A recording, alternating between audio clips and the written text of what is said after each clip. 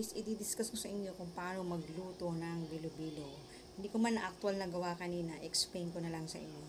Ganito guys, ang unang gagawin sa bilo-bilo, gagayatin nyo lahat-lahat ng kamuting kahoy, kamote, yung mais naman, himay-himay nyo din yon. At saka, gumawa yung paggawa ng bilo-bilo guys. Ibababad nyo lang muna, maglagay kayo ng konting tubig, huwag masyadong madami. Yung alam nyo nang magmi-melt na siya, doon nyo ilagay yung rice flour or cake. Basta rice flour siya na yung parang malagkit na pinagiling. Doon yung gawang yung bilo-bilo nyo. Pagkatapos nun, pakuluan nyo muna yung sago. Kasi sago kailangan palambutin. Huwag mo isabay doon sa iyong bilo-bilo ang ginata. Kasi bakit? Matagal lumambot yung sago. Okay? Kailangan palambutin muna yung sago. At pagkatapos, pag iwan na lahat ng mga ingredient, pakuluan mo na maglagay ka ng konting tubig, pakuluan mo yung kamuting kahoy kasi matigas yun, tsaka kamote, at tsaka mais, yun. Pakuluan mo lang, konting tubig lang siya para mamaya pag nilagay mo yung gata, yung pangalawang gata, kasi unang-una yung nyug, gataan nyo siya. Yung pangalawang gatang muna ilagay nyo, pampalambot dun sa saging, sa kamuting kahoy, at tsaka sa mais, at tsaka sa kamote, yon. Pag lumambot na yung dalawang yon, tsaka nyo ilagay ang bilo-bilo. Yung bilo-bilo, ilagay nyo na rin yung kakang gata, yung pangalawang gata. Diba, hinano nyo na yon.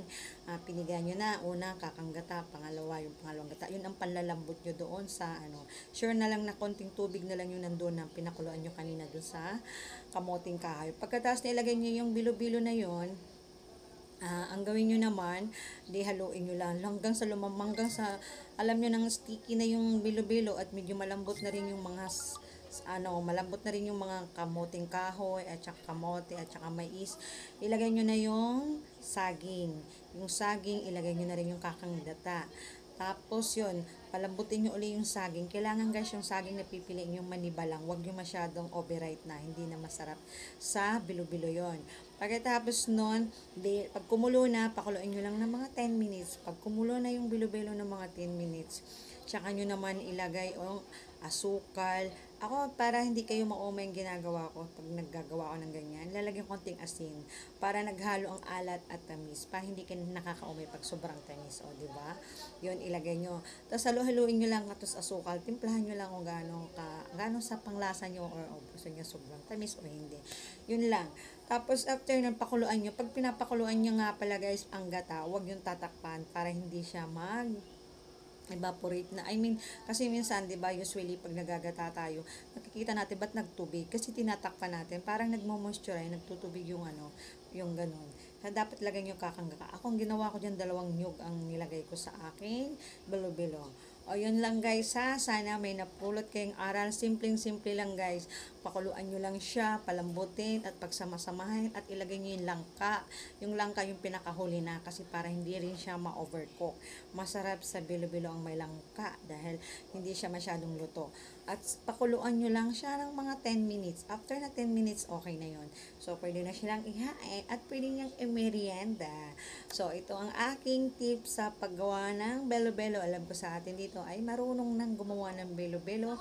At sa yung mga hindi pa, mga first timer pa lang na gumawa ng bilo-bilo, yon, pakinggan nyo ang video ko at panoorin nyo ang mga iba pang mga video about sa aking cooking. Ang inyong lingkod, Chronica Celeste. Thank you so much.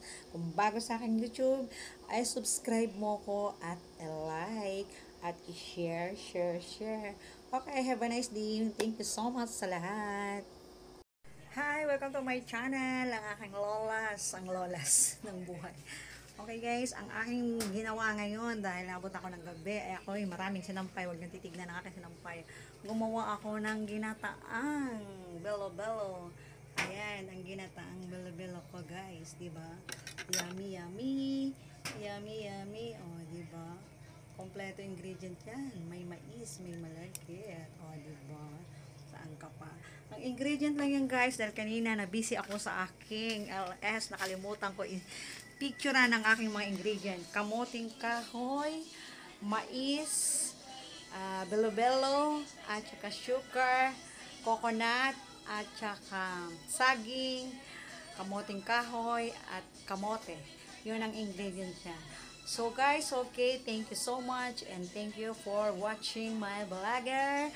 Kana magustuhan nyo ang aking menu for today about ginataan. Balo-balo. Okay, thank you for watching. Have a nice day.